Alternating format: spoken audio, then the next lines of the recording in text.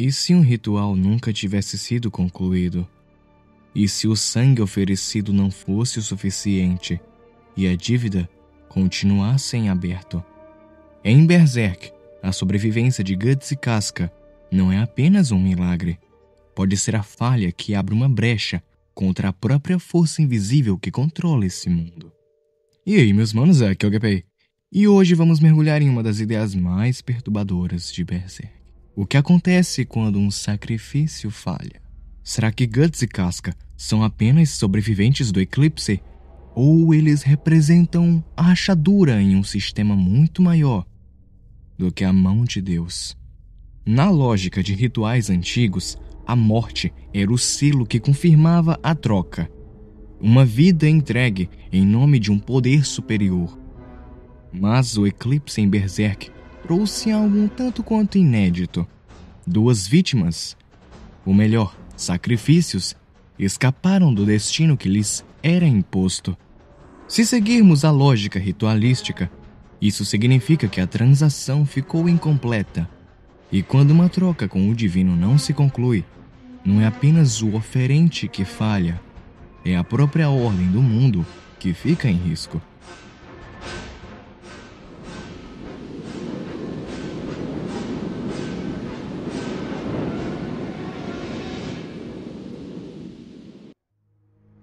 Na maior parte das culturas antigas, o sacrifício não era apenas um ato de fé, era uma transação. A morte da vítima era o recibo que selava a troca. Vida em troca de fertilidade, vitória ou apaziguamento da fúria divina. Em Berserk, o eclipse carrega essa mesma lógica. Cada intrigante do bando do Falcão entregue não foi apenas uma vítima, mas uma moeda espiritual. O sangue derramado alimenta uma engrenagem maior, algo que transforma sofrimento em poder. Mas aqui surge a questão: será que essa engrenagem é realmente controlada pela mão de Deus? Ou a própria mão de Deus não passam de executores de uma lei mais antiga e mais profunda, uma força que exige equilíbrio, que consome vidas como combustível para manter o mundo em ordem? Se pensarmos assim, o sacrifício deixa de ser apenas um ritual religioso e se revela como um código da realidade. Um sistema que não pode falhar, porque sua função é sustentar a própria existência. Um sacrifício só cumpre seu propósito quando a vítima morre. É o corte final, o sangue derramado, que sela o pacto e encerra a transação. Mas no eclipse algo aconteceu que rompeu essa lógica. Guts e Casca sobreviveram. Do ponto de vista ritualístico, isso é como entregar um boi em oferenda e o animal ainda continuar vivo. Caminhando de volta para o lugar de onde ele saiu, o sacrifício foi iniciado, mas nunca concluído. Isso não é apenas uma falha, é uma anomalia que persiste no tempo. O código que deveria ser executado até o fim ficou corrompido e, em vez de fechar o ciclo, criou uma rachadura que continua aberta. Uma ferida no sistema. Guts e Casca não são apenas sobreviventes. Eles são a prova viva de que o eclipse não foi perfeito. E essa imperfeição, por menor que seja, pode ser suficiente para abalar todo o edifício que a mão de Deus construiu. A marca do sacrifício não é só um carimbo que anuncia a morte inevitável. Ela é o lembrete físico de uma operação que não foi concluída. No eclipse, a regra era simples. A vida de todos os membros do bando do Falcão seria consumida como pagamento para a ascensão de Griffith. Mas quando Guts e Casca sobrevivem, o processo não se fecha, o contrato não é invalidado. Apenas fica em stand-by. É como se a realidade tivesse tentado executar uma linha de código, mas a instrução foi interrompida no meio. A consequência? Um bug permanente. A marca não cicatriza, porque não é uma cicatriz comum. Ela é uma porta entreaberta, no tecido do mundo. Uma ferida aberta que não para de sangrar. Por isso, Guts e Casca não apenas carregam o estigma da morte, mas também se tornam pontos de conexão entre dimensões. Eles existem ao mesmo tempo, dentro e fora da lógica que governa o sacrifício. São humanos, mas também são rastros de uma transação mal resolvida. E é justamente por causa dessa falha que eles conseguem trafegar por espaços onde o comum e o astral colidem. A marca transforma os dois em anomalias vivas, pontes que revelam a fragilidade da estrutura invisível que sustenta o mundo de Berserk. A grande questão é: quem realmente cobra o preço do sacrifício?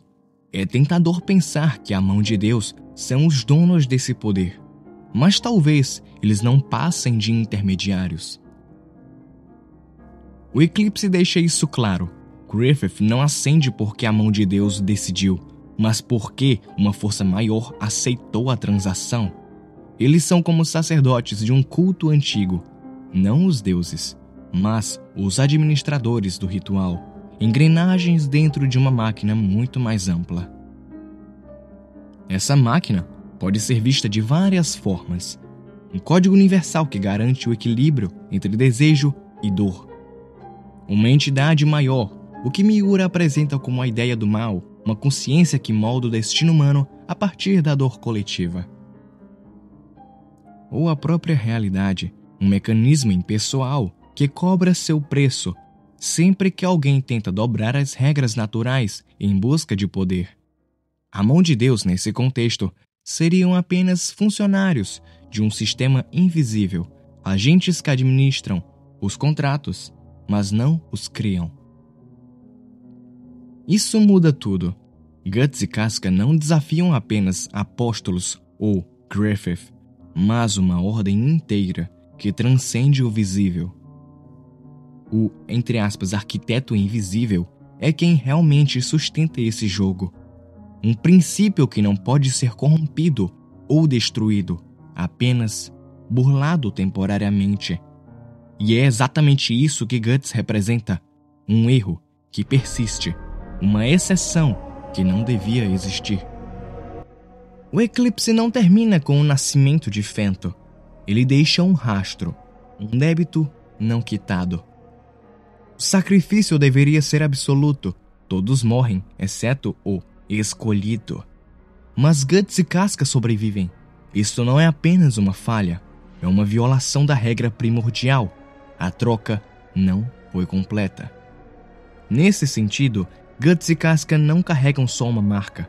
Eles carregam uma dívida cósmica, uma fatura aberta diante de algo muito maior que a mão de Deus.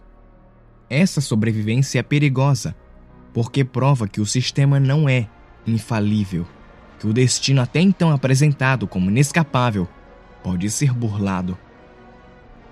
E mais, o arquiteto invisível não cobra só com dor, mas com persistência. Cada passo de Guts é perseguido, cada batalha é uma cobrança dessa falha.